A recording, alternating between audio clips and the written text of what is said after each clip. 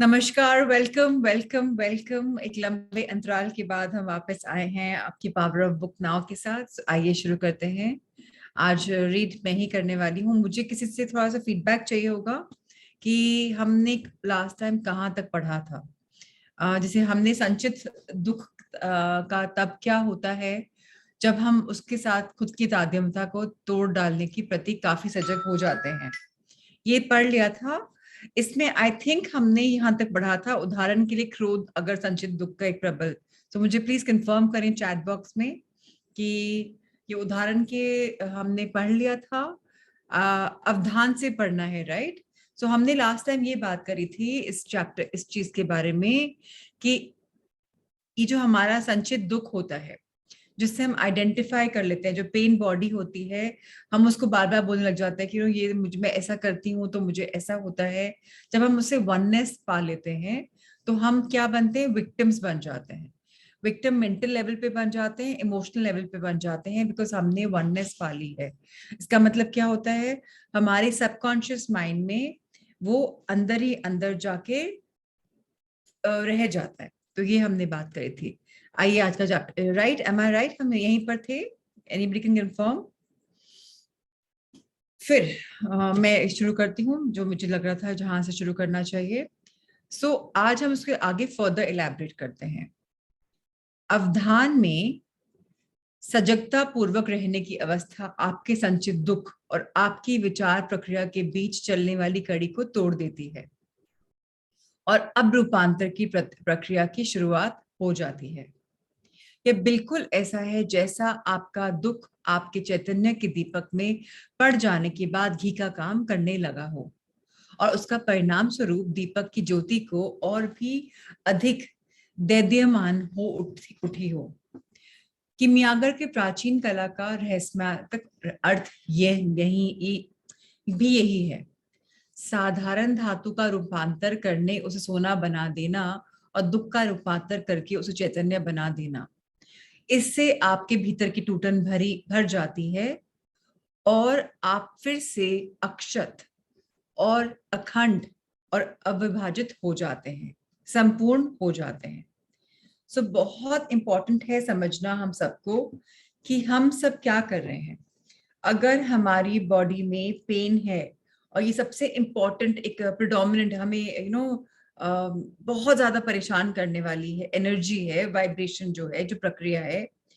अगर हमारे मन में गुस्से वाली थॉट्स आती हैं, अगर हमारे मन में एक परेशानी का रूप आता है कि हमें आगे क्या करना है, हम सोचते रहते हैं उसके बारे में, तो क्या होने वाला है, हमने कहीं ना कहीं अपने अंदर उसको इतना एकाकार बना लिया है, वननेस बना लिया है, उसके बारे में बार बार सोचते रहते हैं, विचार करते रहते हैं कि ये हो गया वो हो गया।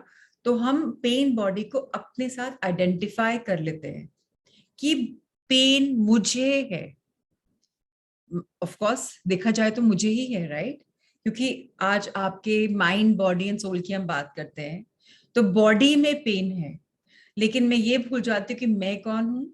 मैं एक स्पिरिट हूँ जिसने बॉडी का, जैसे कपड़े पहनते हैं हम सुबह, तो कपड़े अगर फट जाते हैं तो एक्चुअली वो मुझे बताएं चैट बॉक्स में कि अगर कपड़े फट जाते हैं तो क्या मैं फटती हूँ कि कपड़े फटते हैं। अगर मैंने बोला मेरे कपड़े में छेद हो गया, होल हो गया या फट गया, वो किसका हुआ, मेरे बॉडी पे जो कपड़े पहने हुए हैं उसका हुआ। लेकिन अगर मैं बोलती हूँ मेरे कपड़ा खराब हो गया, बॉडी में होल हो गया, इसका मतलब ये नहीं होता कि मेरी बॉडी में होल हो गया। हाँ, मेरी सर्जरी हुई, बॉडी में कट आ गया तो मेरी बॉडी में हुआ। इसी तरीके से जब हम बोलते हैं बॉडी में पेन है, तो हम बोल रहे हैं बॉडी में पेन है। और अगर हम बोलते हैं मुझे पेन है, तो हम उसको एक बना रहे हैं, एनर्जी को एक बना रहे हैं। मुझे पता है कई लोग को बहुत वियर्ड लगेगा कि क्या मैं तो बॉडी ही हूं, राइट।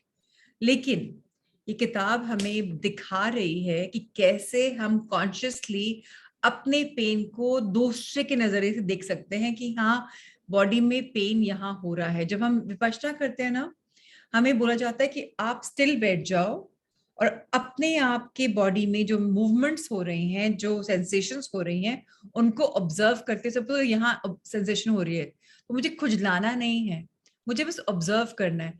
ये सेंसेशन आएगी और ये सेंसेशन जाएगी। इसी तरीके से जब मेरी बॉडी में दर्द अगर आया तो मुझे ऑब्जर्व करना है कि बॉडी में दर्द आ रहा है, तो बॉडी में दर्द आ रहा है इज ओके, मुझे दर्द आ रहा है इज नॉट ओके। जब हम अपना इसके बारे में कॉन्शियस हो जाएंगे तो हमें बहुत ज्यादा फर्क पड़ जाएगा। अब जहां गुस्सा है वहां दर्द है। जब डार्क मूड में हम आते हैं, जब हम परेशान होते हैं तो क्या होता है, बॉडी में दर्द शुरू होता है, सर में दर्द शुरू हो जाएगा और पता नहीं क्या क्या चीजें हो जाएंगी। जब हम खुश हैं तो अगर दर्द है तो भी गायब हो जाता है और हमें ध्यान भी नहीं रहता। क्यों? क्योंकि हमारी थिंकिंग उस समय बदल जाती है। जब हमारी थिंकिंग अलाइनमेंट में आ जाती है नेगेटिव माइंड पैटर्न्स के, हम सोचते हैं जिंदगी में कितनी परेशानी है, क्या हो रहा है, बॉडी में दर्द ही दर्द है मुझे। तो मैं क्या कर रही हूँ, कॉन्शियसली इसको अपने चैतन्यता से, कॉन्शियसनेस से अपने सबकॉन्शियस माइंड में प्रोग्रामिंग कर रही हूँ कि ऐसा होता है तो दर्द होता है। तो उससे क्या हो रहा है, मैं आइडेंटिफाई कर रही हूँ, और मैं क्या कर रही हूँ, आइडेंटिफाई के साथ साथ मैं मेंटल और इमोशनल पैटर्न को समझ ही नहीं पा रही हूँ, मैंने उसको एकदम कंफ्यूज कर दिया है। लेकिन ये मेरी रिस्पॉन्सिबिलिटी है कि मुझे अपने आप को अच्छा करना है। उसके लिए मुझे क्या करना है, आइए आगे पढ़ते हैं। तो अभी हमें बोला गया लास्ट में, देखिए अभी हमें बोला गया इस पेज पे कि जब हम हमारी भीतर की टूटन भर जाती है, दर्द हो जाता है, तब हम एकदम अक्षत अखंड अविभाज्य हो जाते हैं। इसका मतलब क्या हो रहा है, कोई हमें अलग नहीं कर सकता, कोई हमें परेशान नहीं कर सकता। हम एक साथ हो जाएंगे, हम हील हो जाएंगे, हम होल हो जाएंगे, हम कंप्लीट हो जाएंगे। और किमियागर की प्राचीन कला के बारे में जो बात करी जा रही है, हमें पता है कि अल्केमिस्ट क्या होता है, तो किसी धातु को छूता है और वो धातु क्या बन जाती है, सोना। सो हमारे सस्टेन्ड सबकॉन्शियस माइंड में ये बहुत ज्यादा फीड इन है कि पेन बॉडी प्रोसेसेस जो होते हैं उनको हम आगे इग्नाइट नहीं करें। जैसे अभी हम क्या करते हैं ना, जैसे दिया में अगर हम घी डालते हैं, तेल डालते हैं, तो दिया दिया दिया और लंबा चलेगा। इसी तरीके से हम अटेंशन डालते हैं ना बॉडी में, मुझे दर्द हो रहा है, मुझे दर्द हो रहा है, तो पेन और चलेगा। सो बहुत इम्पोर्टेंट। हाँ, तो आप प्लीज पढ़िए कविता जी, अगर आपको पढ़ना है तो I will make you the, हाँ आपको अपना हैंड रेज करना पड़ेगा, नहीं तो I will not may know how to make you the host. Please raise your hand. Yes, so I am going to make you को होस्ट। तो आप अपने आप को प्लीज म्यूट कर दीजिएगा जब आप नहीं बोल रही हूँ, और जब पढ़ेंगी तो आप अपने आप को अनम्यूट कर लीजिएगा। अभी हमें, अभी रुक जाइए प्लीज, लेट मी एक्सप्लेन। तो जब दीपक में हम घी तेल डालते हैं तो दीपक की लौ बढ़ती है। इसी तरीके से हमें समझ जाना है, जब बॉडी में दुख आ रहा है, चाहे वो जैसे दुख क्या आता है, मन से आता है, पहले हम सोचते हैं उसके बारे में, फिर हमें दुख उठता है, दिल में आता है, तो पहले फीलिंग्स जो हमारी आती हैं उसके पहले एक थॉट आती है। सारी बीमारियां कभी भी कुछ आती है थॉट की वजह से आती है। इस बात का हम सबको बहुत ध्यान रखना है। थॉट आई तो थॉट जाएगी। थॉट को इतना अगर हमने पावर दे दिया, नेगेटिव सोच लिया, तो हमें परेशानी हो जाएगी। इसलिए बहुत इंपॉर्टेंट है समझना कि हमें सफर अगर नहीं करना है तो हमें अपने आप को अलग सेपरेट कर देना है। जब हम सेपरेट कर देंगे तो हमारे अंदर जो प्रॉब्लम्स हैं वो नहीं आएंगी आगे। बहुत इंपॉर्टेंट है अगेन समझना कि हमें अक्षत बनना है, अखंड बनना है, अविभाजित बनना है, मतलब हमें संपूर्ण बनना है। संपूर्ण कब बनना है, जब हम अपने लिए जिम्मेदारी उठाएंगे कि हाँ, मैं अपने आप को, दुख को आगे नहीं बढ़ाऊंगा, खत्म करना भी मेरी रिस्पॉन्सिबिलिटी है। और खत्म कैसे करूंगा, रेजिस्ट करके नहीं, ये नहीं कि हाँ मैं दुख के बारे में सोचूंगा ये तो खत्म हो जाएगा, नहीं, ऐसा नहीं होता है। दुख अगर आ रहा है, दुख को भी फील करना इंपॉर्टेंट है, बट एक्सपैंड नहीं करना।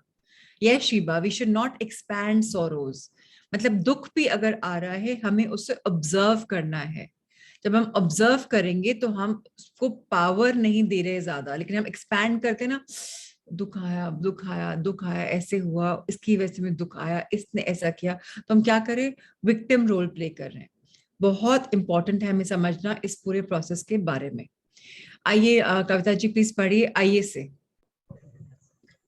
आइए इस प्रक्रिया को संक्षेप में बताता हूँ। अपने अंदर उठने वाले हर मनोभाव पर ध्यान दीजिए। यह जान लीजिए कि आपका हर मनोभाव आपका संचित दुख ही होता है।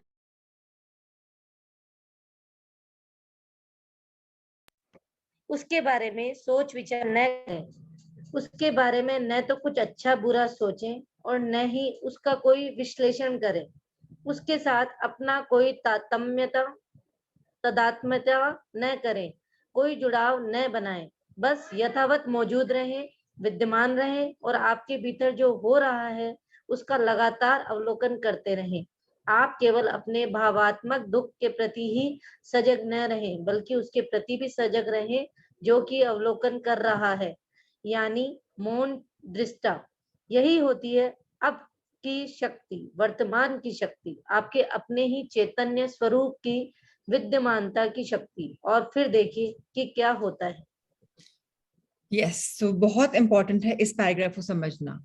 अभी हमने क्या समझा है, अभी एक समरी बताई जा रही है हमें, एक टॉल समरी बता रहे, संक्षेप में बता रहे हैं।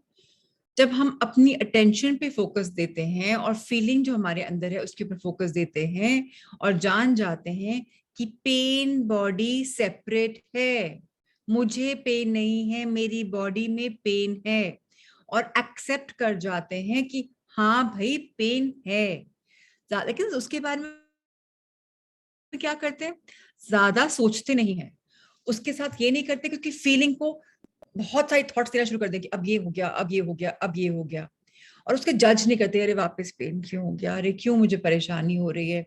हम सोचते नहीं है, एनालाइज नहीं करते, कि अरे जब आप सोच रहे हो तो आप एनालाइज कर रहे हो, जब आप जज कर रहे हो तो आप एनालाइज कर रहे हो, तब कहीं ना कहीं आप अपने आप को सोचते हो कि मैं तो सुपीरियर हूं, मैं इसके बारे में समझ सकता हूँ।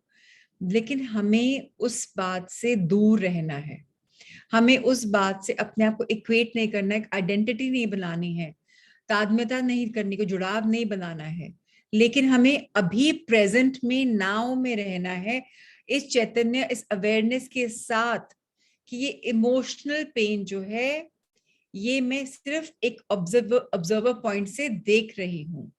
लेकिन अभी इस पॉइंट में क्या है, मेरी कॉन्शियस पावर, कॉन्शियस प्रेजेंस सबसे ज्यादा इंपॉर्टेंट है और शक्ति उसी में है। और जब मैंने शिफ्ट किया अटेंशन पेन से अपनी कॉन्शियसनेस में कि मेरी कॉन्शियसनेस में पावर है, ये पेन तो आया है और ये पेन तो जाएगा, तो इमीडिएटली आप देखेंगे कि जब आपको थोड़ी रिहर्सल हो जाएगी, आदत हो जाएगी, तो आप कभी भी परेशान नहीं होंगे। परेशानी आएगी, पता होगा, आभास होगा परेशानी आ रही है, लेकिन उसको आप एक्सपैंड नहीं करेंगे। सबसे इंपॉर्टेंट चीज ये है, हम सबको अपने साथ बार बार अपने आप याद दिलाना है, द पावर ऑफ नाउ। जो हो रहा है वो हो रहा है, ये क्षण जाएगा। जैसे अभी मैंने कुछ बोला तो अभी मैं दोबारा सेम चीज सेम लहजे में, सेम अंदाज में, सेम सेकंड में नहीं बोल सकती, कितना भी ट्राई कर लूं, कितना भी रिहर्स कर लूं, कोई भी क्षण सेम नहीं होता। अगर घड़ी में 5:10 12 सेकंड हो रहे हैं तो वो टाइम दोबारा नहीं आएगा। कहते हैं ना, सब कुछ खरीद सकते हो लाइफ में, बस टाइम नहीं खरीद सकते आप। Anything you can buy. So ये किताब टाइम के बारे में है, पावर ऑफ नाउ के बारे में है। हम सबके अंदर चैतन्य रूप है, हम सबके अंदर कॉन्शियसनेस है, उस कॉन्शियसनेस को जगाना। अभी हम कई बार ना ऑटो पायलट मोड पे काम करते हैं, दर्द हो रहा है, अरे हाँ मुझे तो बहुत दर्द होता रहता है, हमने आइडेंटिफाई कर लिया है। तो इसीलिए कई लोग जो पावर ऑफ नाउ में रहते कहते, क्या बोलते हैं, मेरे इस पार्ट में दर्द हो रहा है। आपने सुना होगा, बहुत कम लोग बोलते हैं ना कि जैसे मुझे तकलीफ हो रही है इज डिफरेंट, अगर मेरे सर में दर्द हो रहा है तो आपने बोला सर में दर्द हो रहा है। लेकिन अगर आप धीरे धीरे बोलना शुरू कर दें कि मेरे की जगह सर में दर्द हो रहा है, तो आपने फिर उसको अपने से ओनरशिप नहीं दी।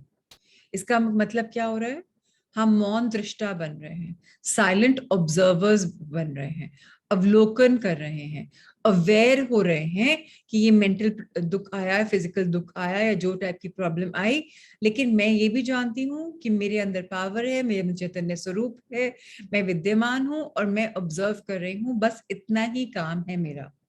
आइए इसको एक्सपैंड करते हैं, सोचते हैं इसके बारे में, और 3 हम अपने सेकंड अपने बजाएंगे आपकी बेल, सो दैट आप उसके बारे में सोच पाए, समझ पाए और आगे उसको इलैबोरेट कर पाए। So let's go for it.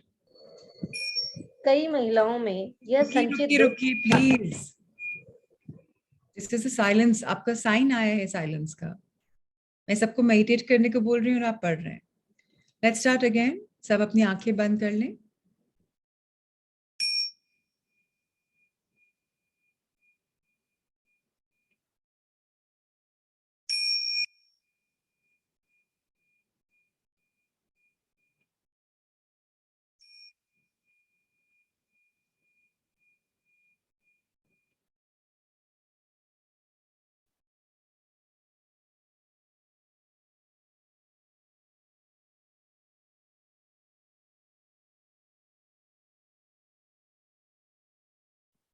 हम सब धीरे धीरे अपने आप को कंडीशन कर रहे हैं, प्रोग्राम कर रहे हैं कि किसी भी दर्द से, तकलीफ से एक जुड़ाव ना बना पाए, तादात्म्यता नहीं कर पाए, आइडेंटिफाई ना करें। पता है कि दर्द है, तकलीफ है, लेकिन उसको हम ऑब्जर्व करें दृष्टाकार भाव से, ना उसको एनालिसिस करें, ना जजमेंट दें, ना उसको बढ़ाएं ना उसको घटाएं, बस साइलेंट ऑब्जर्व करें।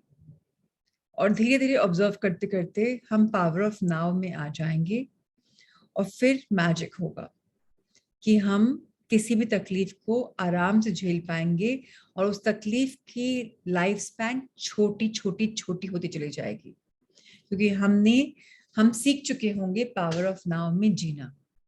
आइए अगला पैराग्राफ पढ़ते हैं। कई महिलाओं में यह संचित दुख खास तौर से उनके ऋतुस्राव से ठीक पहले जाग उठता है। इसके बारे में और इसके कारणों के बारे में मैं बाद में सविस्तार चर्चा करूंगा। फिलहाल उनसे मेरा इतना ही कहना है, अगर आप उस खास वक्त में भी सजग बनी रह सकें, वर्तमान में विद्यमान रह सकें और आपके भीतर जो कुछ भी हो रहा है उसे खुद पर हावी न होने दें, बल्कि उसे आप ध्यान से बस देखें, तो आपकी यह वह अवस्था आपके लिए सबसे शक्तिशाली आध्यात्मिक अभ्यास का एक अवसर प्रदान करने वाली हो जाती है, और ऐसे में अतीत के तमाम दुखों का तत्काल रूपांतरण संभव हो जाता है। सो जो लेडीज यहाँ सेशन में हैं और जो बाद में भी सुनेंगी, एक बात समझ लीजिए, आपको ऊपर वाले से एक चीज गिफ्ट मिली है। वो क्या है? आपकी पीरियड्स, आपकी मेंस्ट्रुअल साइकिल। क्यों बोलेंगे? आदमियों को तो होता ही नहीं है, औरतों को तो हर महीने हो जाता है। ये 2 3 4 5 दिन आपकी स्पिरिचुअल अवेकनिंग के लिए, स्पिरिचुअल प्रैक्टिस के लिए है। क्यों? जब कभी हमें लाइफ में दर्द आता है, तकलीफ आती है, तब मैक्सिमम कनेक्ट होता है ऊपर वाले से। अब इस समय अगर आपको पेट में दर्द हो रहा है, बॉडी में कुछ सेंसेशंस हो रही हैं आपको, या रिलीज हो रहा है आपके अंदर से, आप परेशान, हाय तौबा पेट, मेरे तो इन दिनों बड़ी तकलीफ होती है, बड़ा तकलीफ। अब वो बोलने की जगह आप ऑब्जर्व करें और ये ध्यान दें कि ये कुदरत का एक करिश्मा है कि हम लेडीज को ये गिफ्ट मिला है कि महीने में अपने आप बॉडी डिटॉक्स करती है, जो रिक्वायर्ड नहीं है ब्लड सेल्स अपने आप टॉक्सिसिटी के साथ निकल जाते हैं। आदमियों को तो सिर्फ, जैसे हमारे जो टॉक्सिन से कैसे निकलते हैं, या तो आंखों में से पानी आएगा, गीड़ आएगी, नाक में से नाक बहेगी, या सुबह वो आपको नोज लगेगा, वो मुंह में आपकी स्मेल आएगी, या जीभ पे आपके वो आ जाएगा। 3 तरीके सबके साथ हैं। पसीना सबके साथ है। 5वां तरीका पेशाब के और यूरिन एंड क्रैप के साथ निकल जाता है। लेडीज को छठा तरीका भी मिला है। हर महीने अपने आप 3 से 5 दिन की साइकिल में आपकी बॉडी डिटॉक्स करती है, लगातार, निरंतर। इस समय बस आपको इतना करना है, जब कभी भी परेशानी आए आप उस समय पानी पी लीजिए। एंड पानी में मैंने आपको बताया था एनर्जी होती है। अगर आप पानी को बोल रहे हैं ये पानी मुझे हील कर रहा है, मेरी तकलीफों को हटा रहा है, और जो मेरा ब्लड निकल रहा है, उसके साथ ये फ्लो करके मुझे मैजिकल बना रहा है, तो आपका दर्द भी रूपांतर हो जाएगा किसमें? अवेकनिंग पे। मतलब ये आपको एक फिक्स मिला है पावर ऑफ नाउ में आने के लिए। Menstrual cycle I, power of now में आ गए, हर समय आ गए। आप अपना पैड बदलने जा रहे हैं, बाथरूम जा रहे हैं, कुछ भी कर रहे हैं, कुछ दर्द आ रहा है, ऑब्जर्व करिए कि क्रैम्प आ रहा है, मरोड़ा पड़ रहा है, तो ये एक अच्छा है, रिलीज करिए मेरी बॉडी। मुझे पावर ऑफ नाउ में रहना है, मुझे ऑब्जर्व करना है। ये करके देखिएगा, मुझे बताइएगा कितना फर्क पड़ता है। मतलब एखार्ट टोल का बोलना है कि विमेन ज्यादा स्पिरिचुअल जल्दी पहुंच जाती हैं बिकॉज वो हर महीने इसको विटनेस करती हैं। अब अगला हमारा जो सेक्शन है वो है संचित दुख के साथ अहम का तादात्म्य हो जाना। इसका मतलब जो हमारी पेन बॉडी होती है उससे एक ईगो आइडेंटिफिकेशन, ईगो अहम, कि ये ईगो के साथ है। अब ये ईगो आइडेंटिफिकेशन बहुत नुकसान करती है। आइए इसके बारे में पढ़ते हैं पैराग्राफ बाय पैराग्राफ और आगे समझते हैं। प्लीज पढ़िए कविता जी। जो तरीका मैंने अब तक बताया है वह बहुत सशक्त होने के बावजूद बहुत सरल है। इसे किसी बच्चे को भी सिखाया जा सकता है और हो सकता है कि एक दिन ऐसा भी आए कि जब बच्चों को सबसे पहले सिखाई जाने वाली बातों में स्कूल इसे भी शामिल कर ले। जो कुछ आपके भीतर घटित हो रहा है उसे एक अवलोकनकर्ता की आप पूरा तरह। पैराग्राफ पढ़िए, पैराग्राफ। हेलो हाँ हेलो। जी, हाँ जी, पूरा पैराग्राफ पढ़े। अच्छा ठीक है।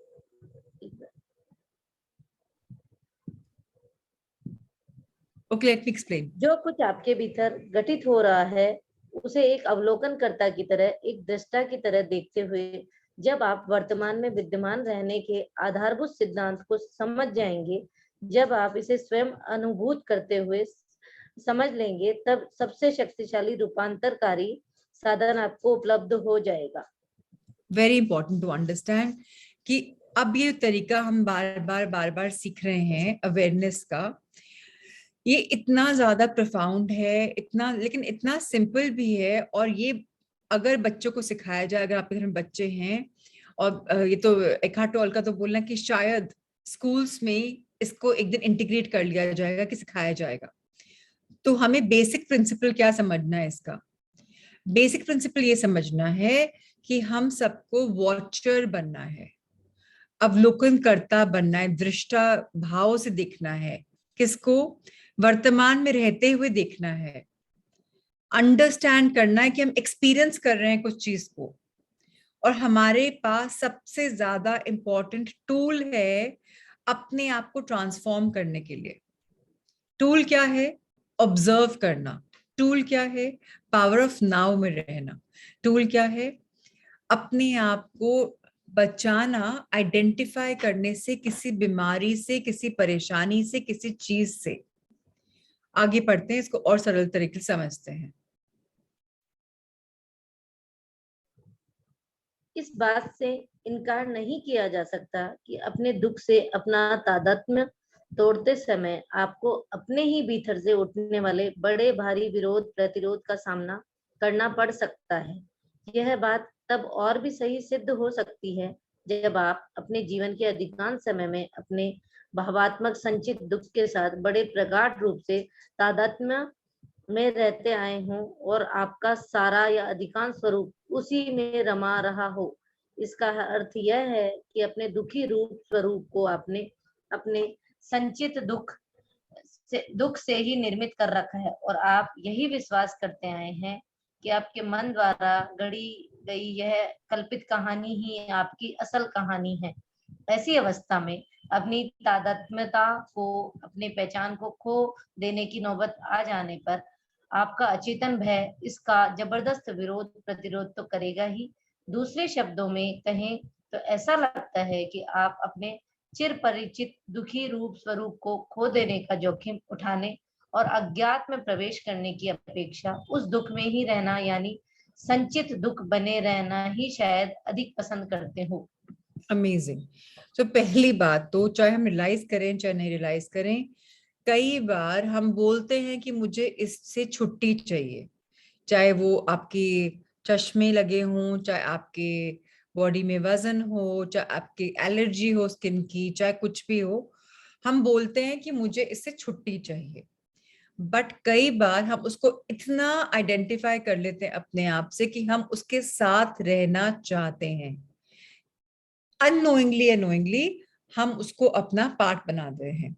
सो अब हमें क्या करना है, अब हमें समझना है कि हम कोई आइडेंटिफिकेशन जो हमने बना ली है अपने साथ, दर्द के साथ, इसको तोड़ना है, इसको कट करना है। अभी तक क्या चलता आ रहा है, मुझे दर्द है, मुझे दर्द है। अब मुझे हटाना है दर्द से, मेरी बॉडी में यहाँ पर दर्द है, तो मैं अब ऑब्जर्व कर रही हूँ। इससे ये बात और भी समझ में आती है कि हम सब ने अपने इमोशनल पेन बॉडी को अपनी लाइफ का एक बड़ा या छोटा हिस्सा बनाया हुआ है, और इसमें हमने इन्वेस्ट करी हुई है अपनी एनर्जी कि ऐसा होता है तो ऐसा होता है। जैसे कई लोग की कंडीशन भी, मेंस्ट्रुअल साइकिल की बात करी कि वो दिन तो मुझे दर्द होता ही है, तब तो मुझे परेशानी होती है, उन दिन तो फटीग होता ही है। हमने आइडेंटिफाई कर लिया है, हमने निर्मित कर लिया है, हमारे अंदर विश्वास है, हमने अपने अंदर गढ़ लिया है, एक कल्पित कहानी बना ली है कि ये ही सच है भाई।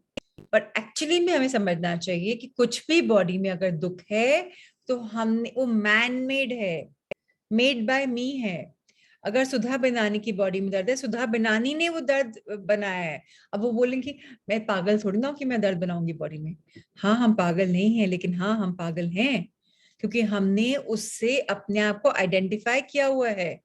अब हमें उसे ऑब्जर्व करना है, उसकी पहचान खोना है, जो हमने पहचान बनाई हुई है। और ये पहचान कैसे बनती है, दादी नानी माँ मासी सबसे सुन सुन के बहुत कंडीशनिंग आती है, बहुत बीमारियों की, बहुत जगह।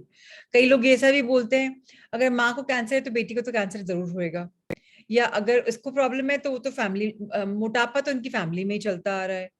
आपने, या इनकी हाइट, इनकी फैमिली में सभी शॉर्ट है, इनकी फैमिली में सभी टॉल है। फिर भी आप देखेंगे कि अगर पूरी मोटी फैमिली भी है तो एक पतला इंसान होगा, पूरी पतली फैमिली तो एक मोटा इंसान भी होगा, पूरी लंबी फैमिली तो शॉर्ट भी होगा। तो लोग बना लेते हैं और आप विश्वास कर लेते हैं, तो ये हमने मनगढ़ंत कहानी बनाई और इसको हमने सच माना हुआ है, इसको हमने आइडेंटिफाई करी हुई। लेकिन अब हमें एक टाइम मिला है कि चाहे बॉडी हो चाहे विश्वास हो, हमें जो अनकॉन्शियसली हमने एक फियर, डर बनाया हुआ है कि ये आइडेंटिटी मेरी है, खो ना जाए, उसको हमें ऑब्जर्व करना है और उससे हमें अपने आप को अलग करना है। अगर हमें दर्द है तो हमें उस दर्द को देखना है कि बॉडी में दर्द है, जो हमने पहले बात करी, और उसको हमें एक लीप लेनी है, एक फेथ लेना, लीप ऑफ फेथ लेनी है कि हम इसको कैसे ऑब्जर्व करके इसको कैसे खो सकते हैं, और मैं अपने आप को वापस खुशनुमा जिंदगी में कैसे ले जा सकती हूँ, जहां मैं फ्री हूं दर्द से, जहां मैं फ्री हूं कठिनाई से, जहां एक अज्ञात जगह है, जहां अननोन जगह है, जहां मैं कभी गई नहीं, मुझे पता ही नहीं कि कैसे फील होता है। जैसे किसी के साथ मैं ये बुक करी थी इंग्लिश में, उन्होंने बोला मुझे पता ही नहीं था कि वो 3 दिन में मैं इतना एनर्जेटिक फील कर सकती हूँ। आज मैं 49 ईयर्स की हो गई हूँ, और 49 ईयर्स में मैं तो, 49 ईयर्स में 10 साल की उम्र में मेरी चामिंग शुरू हो गई थी, 39 ईयर्स में को तो हर महीने इतनी तकलीफ रही है। लेकिन जब आपने बताया तो मैंने ऑब्जर्व किया, तो मुझे लगा कि यार ये 3 दिन तो बड़े मैजिकल दिन है। एक नया अज्ञात वर्ल्ड है जो हमें पता ही नहीं है, उस वर्ल्ड में हमें एंट्री लेनी है, पावर ऑफ नाउ के साथ साथ, धीरे धीरे धीरे धीरे। बस क्या करना है हमें, जो दुखी सुखी ये रूप वो रूप दे दिया है, हमें रेडी हो जाना है अनलर्न करने के लिए, जो सीखा हुआ है उसको वापस भूलने के लिए, कुछ नया सीखने के लिए। तब जाकर हम कहीं ना कहीं एक संचित दुख को अलग कर सकते हैं और अपनी लाइफ को मैजिकल बना सकते हैं। ये अब हम सब पे बात कैसे लागू होती है, इसके बारे में अगले पैराग्राफ में पढ़ते हैं। कविता जी, अगर यह बात आप पर लागू होती है तो आप अपने अंदर उठने वाले इस विरोध प्रतिरोध को ध्यान से देखिए। अपने दुख के प्रति रहने वाली अपनी आसक्ति को, लगाव को ध्यान से देखिए। अत्यंत सजग सचेत हो जाइए। उस खास तरह के सुख की बारे में बातें करने या उसके बारे में ही सोचते रहने की अपनी बाध्यता को ध्यान से देखिए। इस सब के प्रति अगर आप चैतन्य हो जाते हैं तो उस विरोध प्रतिरोध का उठना बंद हो जाएगा। तब आप अपने संचित दुख पर ध्यान दे सकते हैं, दृष्टा भाव से उसके साथ विद्यमान रह सकते हैं और इस तरह उसके रूपांतरण का शुभारंभ कर सकते हैं। सिंपल चीज है, वापस जो बोली जा रही है। अच्छा, आप देखेंगे इस किताब में ना चीजें बार बार रिपीट करते हैं। क्यों रिपीट करते हैं? कि हमारे माइंड में वो रेपिटेशन पावर से अंदर चीज फिट हो जाए। सो ये हम सब पे बात लागू होती है। हमारी बॉडी के अंदर जो उठने वाला पेन आ रहा है, रेजिस्टेंस आ रही है, हमको उसको ऑब्जर्व करना है, हमें उसे अटैचमेंट नहीं रखनी है। अभी हमें आसक्ति हो रखी है, कि अरे ये मेरा दर्द है, मुझे ऐसे होता है, और हमें रियलाइज भी नहीं होता कि हमें आसक्ति हो गया, अटैचमेंट हो गया, लव हो गया उस पेन से। लव हेट रिलेशनशिप है। लेकिन जब हम अवेयर हो जाएंगे, सजग सचेत हो जाएंगे, अलर्ट हो जाएंगे, अपनी बॉडी को उस पर्टिकुलर दर्द से फ्री करने के लिए ऑब्जर्व करेंगे, तो हम ये देखेंगे कि हमारे अंदर एक कंपल्सिव बिहेवियर है जो हर समय हमें बार बार उस चीज के बारे में सोचते रहने के लिए या बाध्य कर देता है, या होल्ड करके कि सोचो इसके बारे में, अरे मैं आया हूँ, सोचो मेरे बारे में। पेन को भी मजा आता है कि अटेंशन मिल रही है मुझे। कई बार हमने बात कही ना, घर में मेहमान आते हैं, अटेंशन देंगे तो उनको बड़ा मजा आता है, अरे मैं दोबारा आऊंगा, अच्छा आया, बहुत मजा आया चाय पी के, तुमने बहुत टाइम दिया, तुम्हारा परिवार इतना अच्छा है, दोबारा आने का मन करेगा।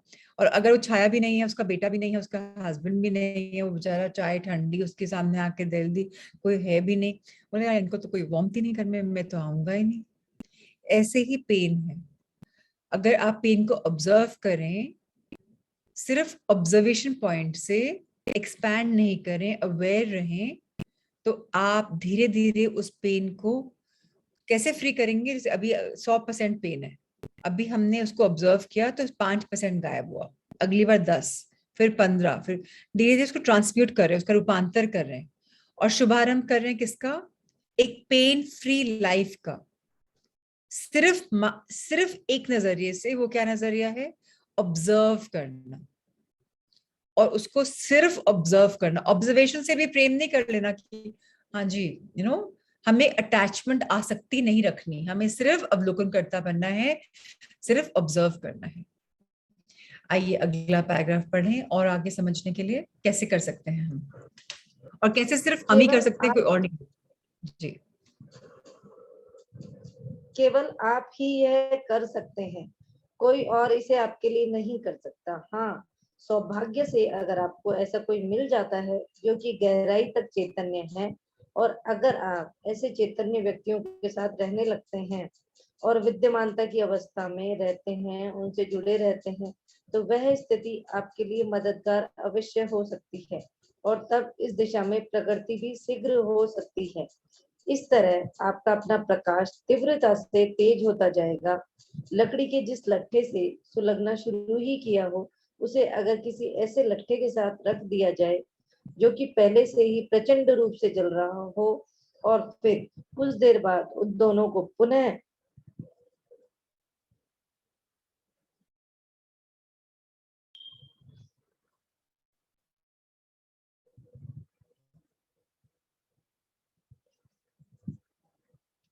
मैम स्क्रीन इनविजिबल हो रहा है।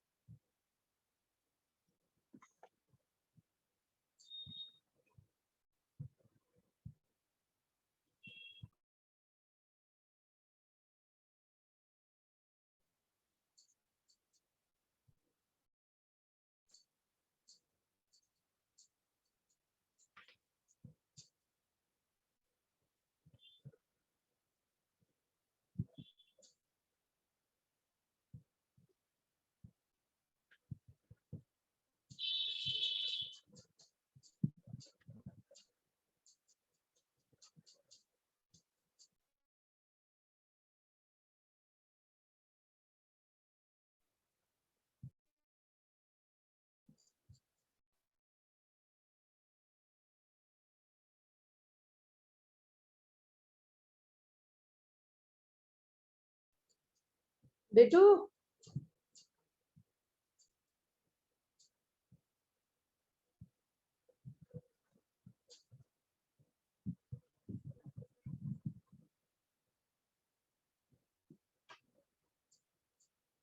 लो जो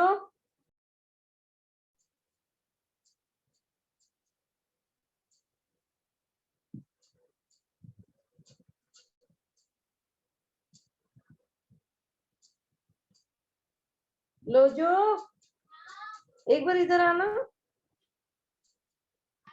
बुक स्क्रीन से चली गई बुक, तो मेरे कुछ लिखा हुआ आ रहा है। प्राची मैम और बुक दोनों ही गायब हो गई। ये देख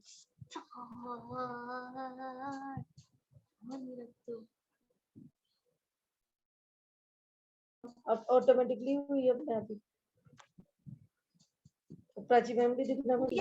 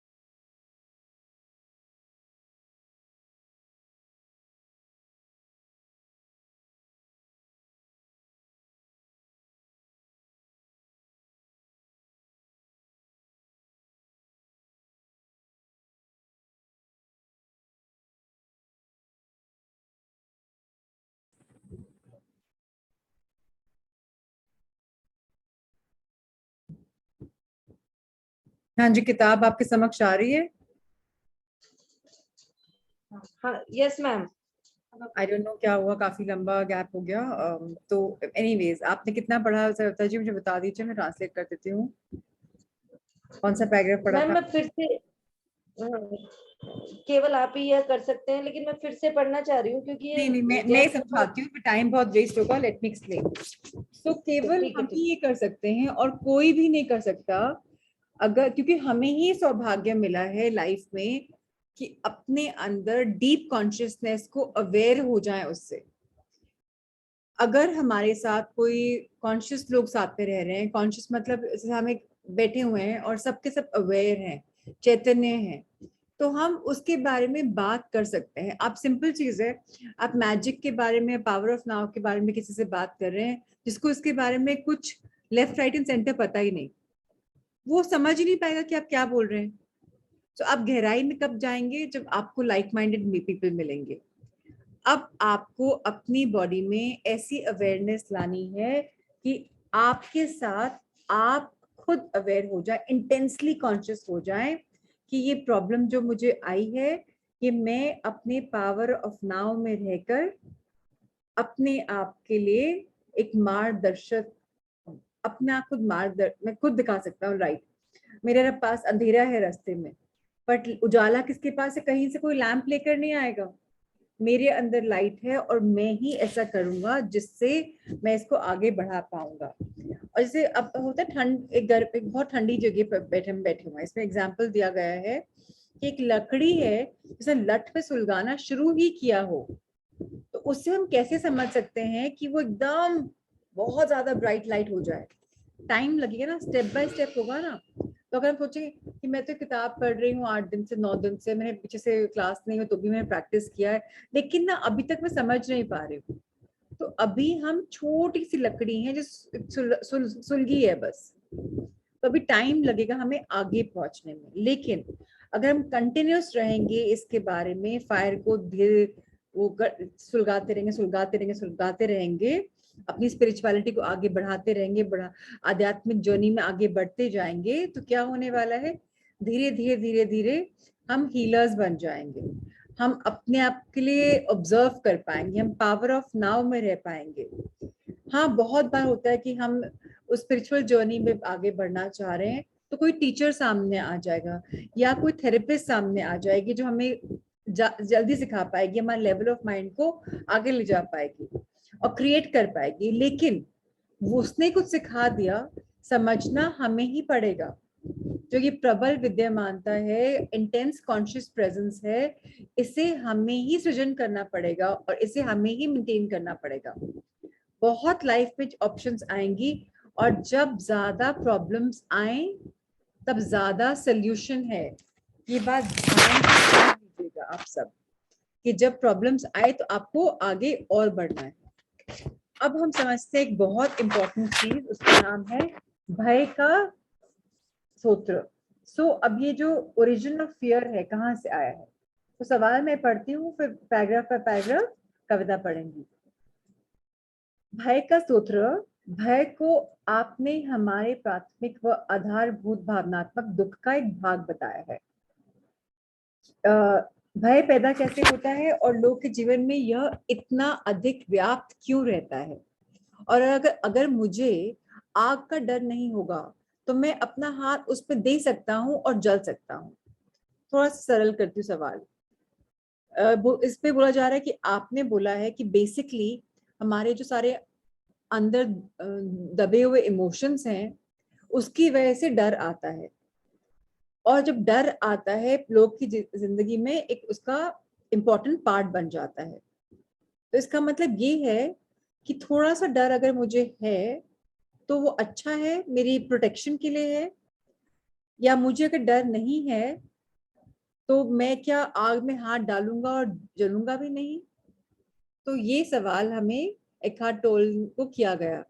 आइए उनका जवाब पढ़ते हैं। कविता बहुत लंबा पैराग्राफ है, इसको स्प्लिट कर लेंगे अपने बीच में, मनोवैज्ञानिक वाला लाइन पढ़ के तो उसके बाद स्प्लिट कर लेंगे। प्लीज पढ़िए। ठीक है।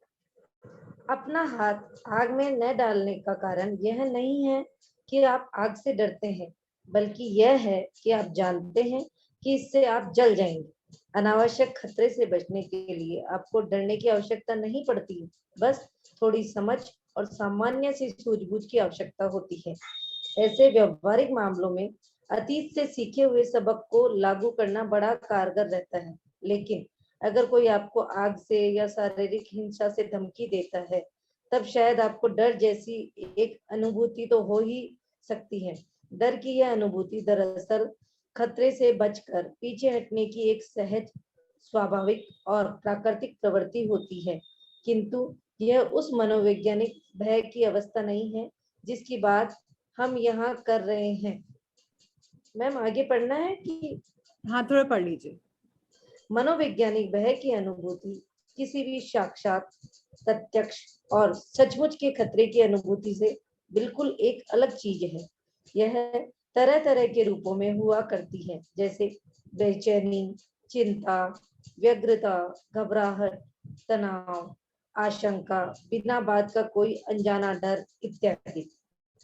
इस प्रकार का यह एक मनोवैज्ञानिक भय हमेशा ही किसी ऐसी बात का होता है, कहीं ऐसा ना हो जाए, न कि किसी ऐसी बात का जो कि ठीक हमारे सामने ही मौजूद हो। इस भय की अवस्था में आप तो यही होते हैं, लेकिन आपका मन कहीं भविष्य में पहुंच गया होता है।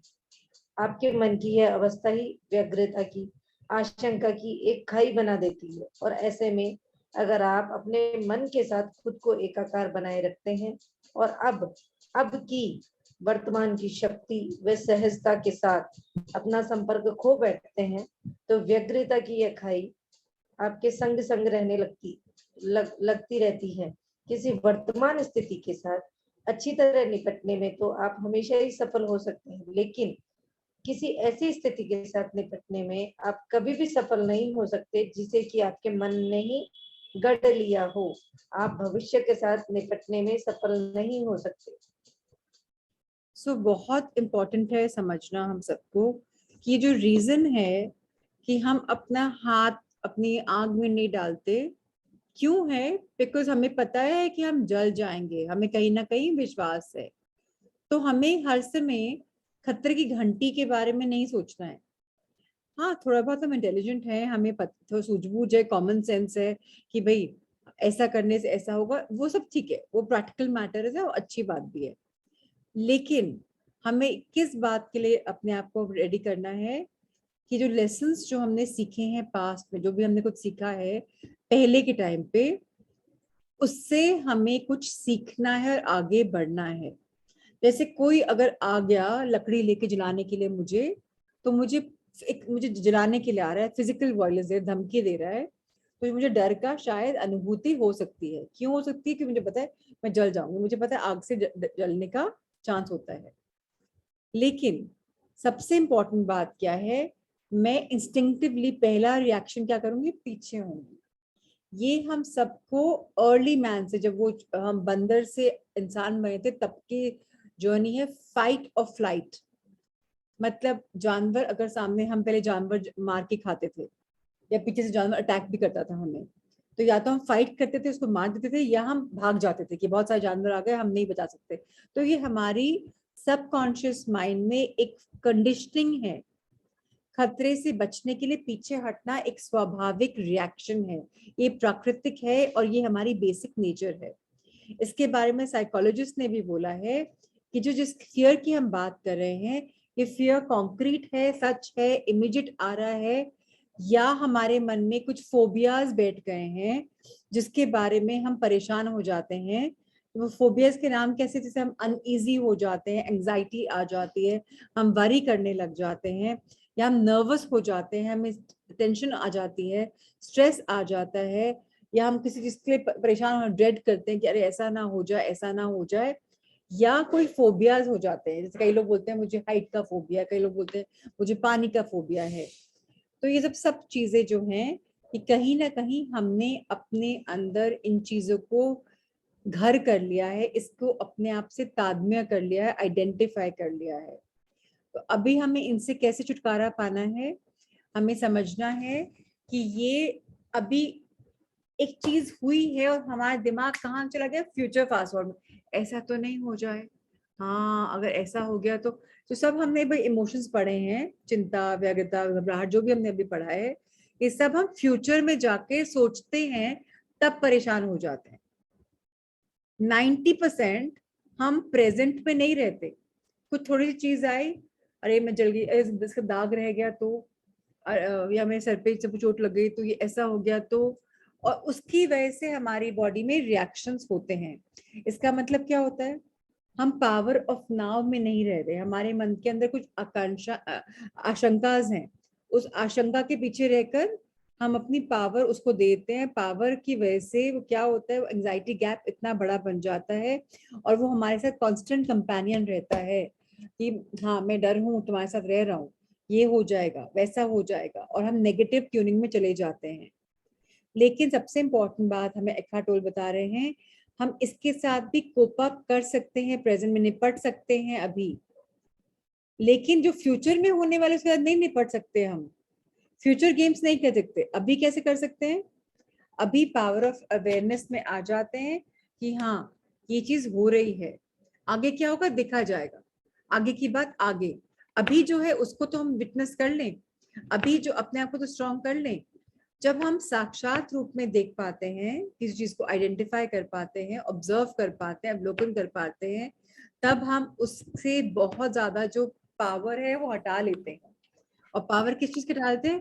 कि फ्यूचर में क्या हो जाए, डर के लिए क्या हो जाए।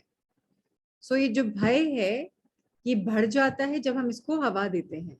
सो अभी हमें भय को कैसे हटाना है? अगेन पावर ऑफ नाउ में रहकर। एक बात और पढ़िए। एक बात और, जब आप खुद को अपने मन के साथ तादात्म्य किए रखते हैं, यानी उसके साथ आप एकाकार व एक जान बने रहते हैं, उस समय आपका अहम ही आपके जीवन की गाड़ी को चला रहा होता है। जैसा कि मैंने पहले बताया भी है, अपने मायावी स्वभाव के कारण और अपने रक्षा तंत्र के प्रति हमेशा चाक चौबंद रहने के कारण अहम को हमेशा यही डर लगा रहता है कि उसे खतरा है, कि वह असुरक्षित है। यह बात उस समय भी लागू होती है जब अहम बाहर से बड़ा, आश्वस्त और विश्वस्त दिखाई दे रहा होता है। तो यह बात याद रखिए कि आपकी हर भावुकता आपके मन के प्रति होने वाली एक शारीरिक प्रतिक्रिया ही होती है। वह कौन सा संदेश है, कौन सा संकेत है जो कि आपके अहम की तरफ से, आपके मन द्वारा रचित अपनी मिथ्या की छवि की तरफ से आपके शरीर को लगातार मिलता रहता है। वह है खतरा, खतरा, मैं खतरे में हूँ। और लगातार मिल रहा यह संदेश, वह संकेत कौन सा मनोभाव पैदा करता रहता है, वह और क्या। बहुत इम्पोर्टेंट है, जब तक हमने अपने आप को, अपने दिमाग को, अपने अहम को बार बार स्ट्रॉन्ग किया, बार बार हमने अपनी लाइफ की गाड़ी उसको चलाई, एकाकार बन गए, वननेस हो गई, तब तक वो विशाल रूप लेता रहेगा। इतना बड़ा रूप ले लेगा कि हमारे ईगो पे बार बार हमारे अहम पे आन पड़ेगी कि ऐसे कैसे हो सकता है। हम इनसिक्योर फील करना शुरू कर देंगे और हमारी जो इम्यूनिटी है बॉडी की वो भी खराब हो जाएगी। क्यों? बिकॉज हम कॉन्स्टेंटली अंडर थ्रेट हैं। हमें बार बार डर लगा रहता है। किसका? खतरे का, कि हम असुरक्षित हैं। और इस बात पे जो हमारी ईगो है उसको हमने क्या किया है? आश्वस्त कर दिया है उसको, वो कर दिया है कि इट्स ओके, जो है मैं हूँ यहाँ पर, मैं इमोशनल हूँ, मैं समझ रही हूँ कि ये प्रॉब्लम है और मुझे तो ये प्रॉब्लम आती रहती है। लेकिन जब हमने इमोशंस को अपने आप से अलग किया और बॉडी में ऑब्जर्व किया, तो हमारी बॉडी में संदेश क्या गया, संकेत क्या गया हमारी ईगो की तरफ से कि ये जो मैंने बनाया है, ये मैंने जनरेट किया है अपने हजारों कंटिन्यूअस मैसेजेस के साथ। और वो मैसेजेस क्या हैं? कि मैं खतरे में हूँ, मैं डर में हूँ। बस इसी को हमने आगे बढ़ाया है और प्रॉब्लम्स आ रही हैं। अभी अगर मेरा हाथ हल्का सा कटा और मुझे क्या हो गया, सेप्टिक तो नहीं हो जाएगा, परेशान तो नहीं हो जाएंगी? तो 100% होगा, सेप्टिक भी होगा, बस भी पड़ेगी। क्यों? क्योंकि मुझे डर है, भय है और मैंने उसको आगे करा। और अगर मैं बोलूं हुआ है, देखा जाएगा, अभी सोफ्रामाइसिन लगा लेते हैं, देखते हैं आगे क्या होगा। हमने उसको इम्पोर्टेंस नहीं दी, बॉडी को बोला अपने आप हील हो जाएगा भाई, तो क्या होगा? अपने आप हील हो जाएगा। सेम चोट दो जनों को लगे, एक को डर है और एक को विश्वास है। विश्वास वाले की तो हीलिंग जल्दी, डर वाले का तो और बुरा से बुरा हाल हो रहा है। सो खतरे का घंटी, ये जो मिथ्या छवि बनाई हुई है, इससे अपने आप को अलग करना किसका काम है? सिर्फ हमारा काम है और किसी का भी काम नहीं है। आइए आगे बढ़ते हैं। मनोवैज्ञानिक भय होने का कोई ना कोई तो कारण होता ही है। कोई नुकसान होने का डर, असफल हो जाने का डर, आहत हो जाने का, ठेस लग जाने का डर, वगैरह वगैरह। लेकिन जितने भी डर हैं वे सभी अंततः अहम की अपनी मौत का, उसके अपने सर्वनाश का डर ही साबित होते हैं। अहम को तो अपनी मौत बस अगले ही मोड़ पर खड़ी हुई लगा करती है। और फिर आपके द्वारा ऐसे मन के साथ कर ली गई अपनी तादम्यता की अवस्था में अहम की मौत का डर आपके जीवन के हर पहलू को प्रभावित करने लगता है। उदाहरण के लिए, किसी बहस में खुद को सही और दूसरे को गलत साबित करने की आपको जबरदस्त जरूरत महसूस हुआ करती है और इसे एक आम व साधारण सी बात माना जाता है। लेकिन अपने मन द्वारा बना ली गई जिस छवि के साथ आपने खुद को तादम्य कर रखा है, उसका हर संभव बचाव करना यह भी तो मौत के एक भय के कारण ही किया जाता है। यानी जब आप अपने मन की बनी हुई किसी छवि के साथ तादम्य कर लेते हैं, उसके साथ एकाकार व एक जान हो जाते हैं और फिर किसी बात में जब आप गलत साबित होने लगते हैं, तब आपके मन में बैठी अहम की भावना को ही तो आप अपनी मौत का खतरा लगने लगते हैं। इसलिए तो अहम रूपी स्वयं को गलत सिद्ध किया जाना आप कभी भी बर्दाश्त नहीं कर पाते हैं। आपको लगता है कि आप अगर गलत सिद्ध हो गए तो जैसे आप मर ही जाएंगे। इसी कारण से तो लड़ाइयाँ होती आई हैं, युद्ध होते आए हैं, और इस बात ही पर न जाने कितने संबंध भी टूटते आए हैं। अगेन साइकोलॉजिस्ट की स्टडी करी है, हम सबको एक फियर ऑफ लॉस होता है, डर होता है कि खो गया तो। अब खोने में साथ में क्या हुआ, इज्जत खोने की भी बहुत बड़ी बात आती है हम सबके अंदर, कि ये अगर मैं सपोज लड़ाई हो रही है तो मैं राइट प्रूव होना चाहिए, दूसरा इंसान रॉन्ग प्रूव होना चाहिए। हमारी अहम कि मैं ज्यादा स्ट्रांग हूँ, मुझे ज्यादा इंटेलिजेंस है, और किसी ने मुझे कटाक्ष किया तो मैं उसको वापस अटैक करती हूँ। क्यों? क्योंकि मुझे अपनी छवि मेंटेन करनी है, दूसरों को गलत साबित करने पे मुझे एक फीलिंग अच्छी आती है कि अरे यार देखो मैं तो सही थी ना, देखो मैं तो सही थी ना। हमारे ह्यूमन बींग्स में एक ये इनहेरेंट नेचर आती है कि यू नो मैं आई एम राइट, जो मैंने बोला आई एम राइट। बहुत कम होते हैं जिनके दिमाग के खिड़की दरवाजे खुले रहते हैं, जो ओपन एंड रिसेप्टिव होते हैं कि दूसरे का नजरिया भी मैं देख लूं यार, क्या क्या पता वो ही बेटर हो। लेकिन हमारे साथ क्या होता है, हमने एक छवि बना ली है, आइडेंटिफाई कर लिया है, वननेस कर ली है, और अभी हमें लगता है कि अब हम तो राइट है। और अगर हम रॉन्ग प्रूव हो गए, और स्पेशली जूनियर स्टाफ के साथ या बच्चों के साथ या कोई किसी की बराबरी वाले के साथ, तो लगता है अरे तो ना डेथ ही हो जाएगी, मतलब ये तो बहुत ही हो जाएगा, मतलब क्या मैं क्या इज्जत रह जाएगी, लोग क्या बोलेंगे, पड़ोसी क्या बोलेंगे। तो अपने आप को राइट प्रूफ करने के लिए मैं रॉन्ग भी करती हूँ बाद में। क्यों? क्योंकि मुझे तो सही दिखाना है अपने आप को। और ये एक चीज है, बॉडी में परेशानियां भी आती हैं, इससे रिलेशनशिप भी खराब होती है दूसरे लोग के साथ। और ये बताया जा रहा है कि हमें इससे थोड़ा दूर रहना है। इसका मतलब हमें जंप टू कंक्लूजन्स नहीं करना, हमें आइडेंटिफाई नहीं करना कि मैंने अगर जीत ली ये वाली आर्ग्यूमेंट तो मैं हो जाऊंगी। आपने स्पिरिचुअल वर्ल्ड में सुना होगा कि जो लोग चुप रहते हैं वो ज्यादा इंटेलिजेंट होते हैं, क्योंकि उनको प्रूव करने की जरूरत नहीं है किसी से। और वो कोई गाली वाली भी कर रहा है तो वो सब टॉलरेट कर रहे हैं, उनको वो तो अनजान है, ना जान है, इसको तो पता ही नहीं, ये तो नादान है। राइट? तो हमें उस पॉइंट पे समझना है कि पावर ऑफ नाउ, अभी क्या हो रहा है, फ्यूचर में जब जाएंगे तो प्रॉब्लम्स आएंगी। तो अगेन हमारे मन द्वारा कुछ भी हमने रच लिया है, तो हमें सोचना कि मैं क्रिएटिव विजुअलाइजेशन में जा रही फ्यूचर के बारे में, कि मैं अभी में हूँ, बार बार अपने आप को पुल करना है इन द नाउ। आइए आगे बढ़ते हैं। लेकिन जब आप अपने मन के साथ अपना तादात्म्य तोड़ देते हैं, तब आपके आत्म भाव को इस बात से कोई फर्क नहीं पड़ता है कि आपको सही सिद्ध किया जा रहा है या गलत। और इसलिए तब स्वयं को सही सिद्ध करने की आपके चैतन्य मन की एक गहरी और जबरदस्त जरूरत, जो कि हिंसा का ही एक रूप होती है, आप में रही नहीं जाती है। हाँ, तब आप स्पष्टता से और दृढ़ता से दूसरों को यह तो बता सकेंगे कि आपको क्या लग रहा है या आपका विचार क्या है। लेकिन ऐसा करते हुए आप में न तो कोई आक्रामकता होगी और न ही आप अपने बचाव की किसी मुद्रा में होंगे। तब आपका आत्मभाव आपके भीतर कहीं अधिक गहरे से, कहीं अधिक सच्चे स्थान से आ रहा होगा, आपके मन से नहीं। अपने भीतर मौजूद खुद का बचाव करने वाले अपने किसी भाव पर जरा गौर तो कीजिए। यह तो देखिए कि आप बचा किसे रहे हैं, अपने एक आभासी फरेबी एक भ्रामक विशिष्ट भाव को, अपने मन में बनी एक छवि को, अपने एक अवास्तविक स्वरूप को। किसे बचा रहे हैं आप? अपने इस धर्रे के प्रति सजग सचेत हो जाने से, इसका दृष्टा व अवलोकनकर्ता बन जाने से, आप उसके साथ बनी हुई अपनी तादात्म्यता से छूट जाते हैं।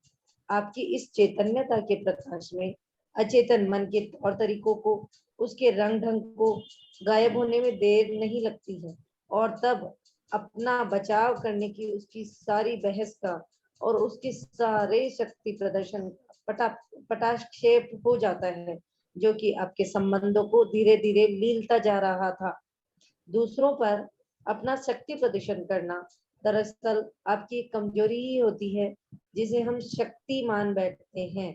आपकी सच्ची और वास्तविक शक्ति तो आपकी भीतरी शक्ति है, और वह आपको अभी इसी पल उपलब्ध है। हम सबको भगवान ने बनाया है होल एंड कंप्लीट, इंटेलिजेंस भी दी है, अंडरस्टैंडिंग भी दी है। लेकिन कॉन्फ्लिक्ट कब आता है हमारे दिमाग में? जब हमें अपने आप को राइट प्रूव करना होता है, अब उसके लिए आओ दिखा ना ताओ बस कुछ भी बोल दिया और हमें राइट प्रूव करना है। लेकिन जब हमें डीपली कॉन्शियसली पता है कि मुझे वायलेंस करने से कुछ नहीं प्राप्त होगा, कि भाई प्यार से तो कुछ भी जीत सकते हैं, गुस्से से कुछ आप हारोगे ही हारोगे, जब मैं उस अंडरस्टैंडिंग में आ जाती हूँ और जो मैं समझती हूँ प्यार से लेकिन फर्मली दृढ़ता के साथ समझा पाती हूँ और बिना गुस्से के, बिना अपने आप को बचाए दे दूसरे को रॉन्ग बताए, तब मुझे समझ में आता है कि कितना अच्छी है जिंदगी और ये एक एक्चुअल स्वरूप है, ये एक एक्चुअल तरीका है लाइफ को जीने का। और मुझे इस तरीके से कॉन्शियसली जीना है, ना कि कंडीशनिंग करी हुई कि अपने आप को राइट प्रूव करना है, जब आवाज जोर से करनी है, रोने का सहारा लेना है। कई लोग क्या करते हैं, कंडीशनिंग कैसे होती है, जोर से बोलेंगे सामने चुप हो जाएगा, आंसू बहाएंगे तो वो विक्टिम कार्ड प्ले करेंगे, वुमन कार्ड प्ले करेंगे या मैन कार्ड प्ले करेंगे, तो उससे हो जाएगा। लेकिन वो तरीके हमें बताया जा रहा है पावर ऑफ नाउ में नहीं है। हमें ये सब नेगेटिव चीजें नहीं सिखाई कर भेजी गई थी, ये हमने ह्यूमन लाइफ में सीख ली हैं। अभी अभी इनको भूलना है। तो हमें क्या प्रदर्शन करना है कि बहस वहस की दुनिया में नहीं रहें, संबंधों को वैल्यू करें, कॉन्शियसनेस से जिएं, एक अपना मार्गदर्शक बने, लाइट बिछाएं, आर्ग्यूमेंट्स खत्म कर दें, सच्ची पावर हमारे अंदर है, गेम्स खेलना हम बंद कर दें, जैसा सत्य वैसा बोले, लेकिन ध्यान से बोले, परेशान नहीं करे लोगों को। तो हमें क्या मालूम पड़ेगा कि हाँ जिंदगी हमारे लिए है, सच्ची पावर हमारे लिए है और वो अभी जीने में है, in the present tense. Past conditioning क्या है, फ्यूचर कंडीशनिंग क्या होगी, नहीं सोचना उसके बारे में, बस चैतन्यता के प्रकाश में जीना है, लाइट ऑफ कॉन्शियसनेस में जीना है, अपने तौर तरीकों को बदलना है, रंग ढंग को बदलना है, डर से दूर रहना है, फिर बस जीत ही जीत है। That's how simple life is जब हम अभी रहते हैं। आइए अगला पैराग्राफ पढ़ें। इसलिए जिस किसी ने भी खुद को अपने मन के साथ तादात्म्य कर रखा है, अपने मन के साथ खुद को एकाकार व एक जान कर रखा है और इसी कारण अपनी सच्ची तथा वास्तविक शक्ति से अपने अंतर मन की गहराई में विराजमान आत्म भाव से खुद को अलग कर रखा है, उसके संग भय स्थायी रूप से रहने लगता है। जितने लोग मन के इस बंधन से छूट गए हैं, उनकी संख्या चूंकि बहुत ही कम है, इसलिए आप यह मानकर चल सकते हैं कि आपका हर परिचित या आपको मिलने वाला शायद हर व्यक्ति इसी भय की अवस्था में जी रहा है। बस भय की प्रबलता किसी में कम और किसी में ज्यादा हो सकती है। तराजू के एक पलड़े में मौजूद व्यग्रता व आशंका और दूसरे पलड़े में मौजूद अनजानी सी घबराहट, बेचैनी और किसी खतरे के टपक पड़ने के डर के बीच यह प्रबलता ऊपर नीचे होती रहती है। अधिकतर लोग इस बारे में जागते तभी हैं जब यह प्रबलता अपना कोई प्रचंड रूप धारण कर लेती है। सो अगेन सबसे इम्पोर्टेंट हमें करना है, जो हमारे अंदर हमारी अवेयरनेस है उसको जागरूक करना है। जो हमने किसी अटैचमेंट आसक्ति ली हुई है, वननेस ली हुई है, जो हमारे अंदर डीपर रूटेड चीजें होती हैं, उनसे जो हमारे कांस्टेंट कंपेनियन बन चुकी हैं, उनसे हमको थोड़ा सा दूर रहना है। जो हमारे दिमाग में पुरानी बातें हैं उनको थोड़ा सा हटा के नए रूप से नई लाइफ को जो हमारे सामने आ रही है उसको जीना है। देखना है कि हमें कहाँ परेशानी हो रही है, कहाँ एंजाइटी हो रहा है, कहाँ हमारा मन हमारे साथ दे रहा है कि नहीं, कहाँ भय आ रहा है, कहाँ हम भय को प्रबलता दे रहे हैं, इंपॉर्टेंस दे रहे हैं, कहाँ हम अभी नहीं रह रहे। और हमको तराजू में दोनों को तोलना है कि क्या ये हमें लाइफ जीनी है भय के साथ, आशंका के साथ, घबराहट के साथ, बेचैनी के साथ, या हमें लाइफ जीनी है सत्य के साथ, अवेयरनेस के साथ, अभी जो आ रहा है उसके साथ।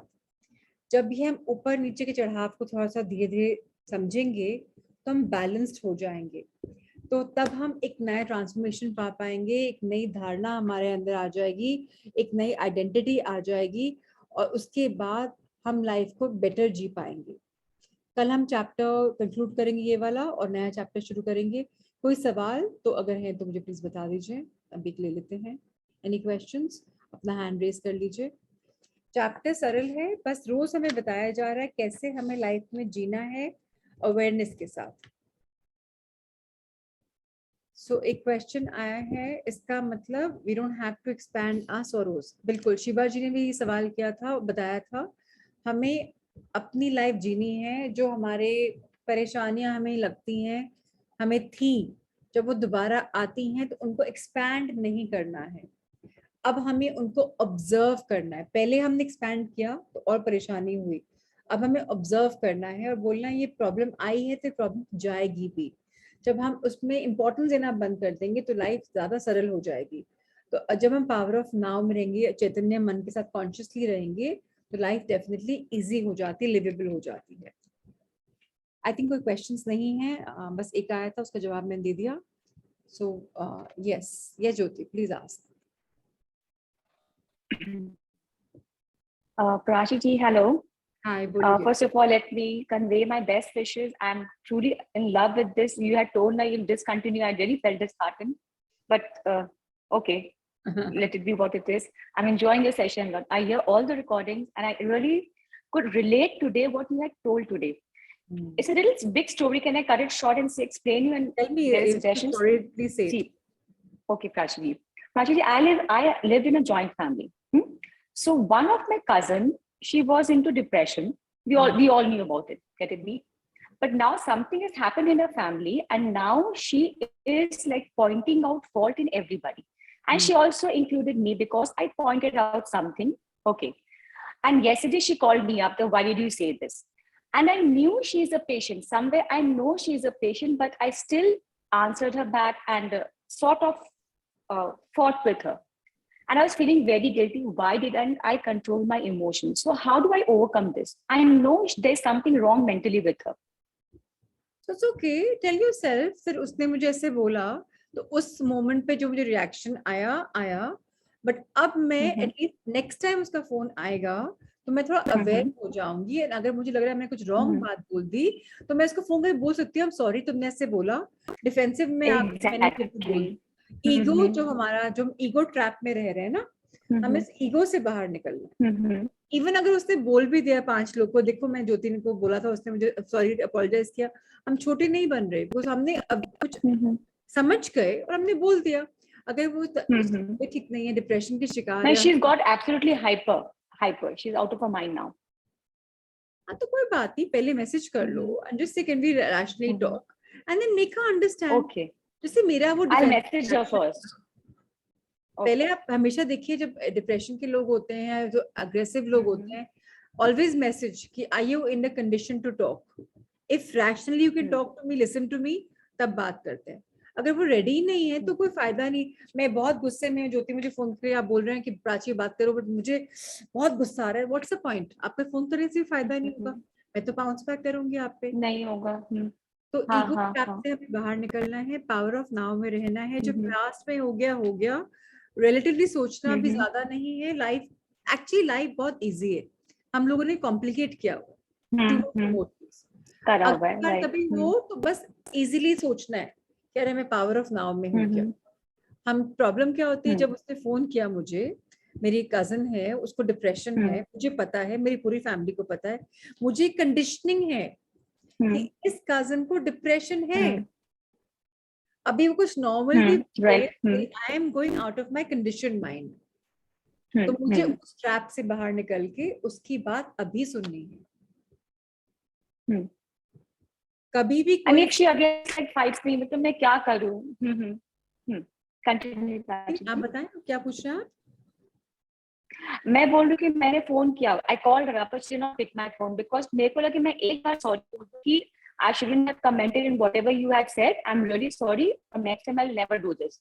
और आपको जो बोलना है बोलो मेरे लिए, मुझे फर्क नहीं पड़ना है। मेरे को लगा मैं ऐसे बोल के and be relieved.